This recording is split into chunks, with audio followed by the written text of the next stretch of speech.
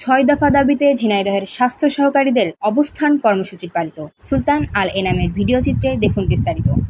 ৬ দফা দাবি আদায়ে ঝিনাইদহের অবস্থান কর্মসূচি পালন করেছে স্বাস্থ্য সহকারীরা। মঙ্গলবার সকালে সদর উপজেলা স্বাস্থ্য ও পরিবার পরিকল্পনা কর্মকর্তার কার্যালয় চত্বরে কেন্দ্রীয় কর্মসূচির অংশ হিসেবে ঝিনাইদহ হেলথ অ্যাসিস্ট্যান্ট অ্যাসোসিয়েশন সদর উপজেলা শাখার আয়োজনে অবস্থান কর্মসূচি পালিত হয়। ঘণ্টাব্যাপী অবস্থান কর্মসূচিতে দাবি সম্মিলিত ব্যানার ও লিফলেট নিয়ে উপজেলার সকল স্বাস্থ্য সহকর্মীরা অংশগ্রহণ করেন।